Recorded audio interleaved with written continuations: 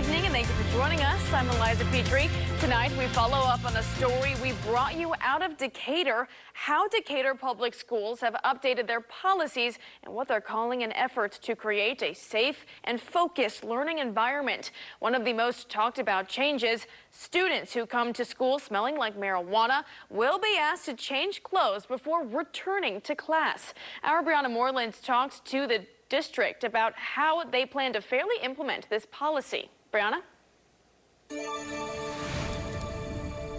This updated policy doesn't just apply to students. Parents and visitors who smell like marijuana or other offensive odors will also be asked to leave Decatur public school campuses. But with marijuana now legal, questions remain about how the district will fully enforce this rule with parents.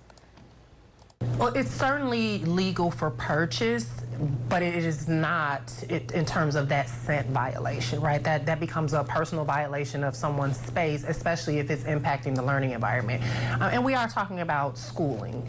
What we do want to maintain is a sense of order and a sense of distraction-free settings for our students. I spoke with a parent of a Decatur public school student who says she totally agrees with asking parents to leave if they smell like marijuana, regardless of its legal status. Disrespectful to the students, the staff, the school in general. Like, why would you as a grown person come to an establishment, especially where your child is?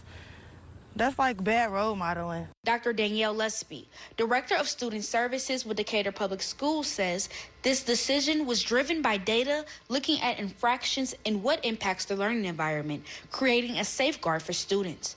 She explains the final decision on whether a student needs to change clothes will be up to each school's administration, with input from first-tier staff like teachers and bus drivers. Every administrator, just having an administrative lens, understands the legalities around how you identify certain things. So making sure that we are being responsible in terms of adhering to students' human dignity first and ensuring that we are respecting them and their circumstance. Lesby says if a student is a repeat offender, the district will take additional steps to provide support. So when we do identify those frequent instances, we have more resources available for family outside of just the shirts for students in the building, but we do have resources in our partnerships with a variety of sources to help support families who have outstanding needs. Okay. He says this is a non-punitive policy with no formal consequences. The goal is correction and support. Shirts and hygiene products will also be available for students in need. Working for you, I'm Brianna Moreland. Thank you, Brianna. The first day of school for Decatur Public Schools is Wednesday, August 13th. And it's a harmful behavior that affects youth around the country. 1 in 5 high school students say they've had encounters of bullying at school, according to the CDC.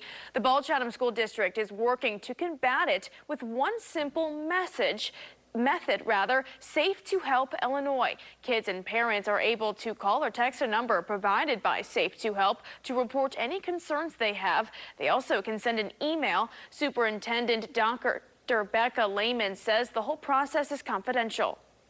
You're going to speak with an operator or text back and forth with an operator, and then that alert is going to be sent to our head of security, myself, the building principal, and the security officer at the building that's in question.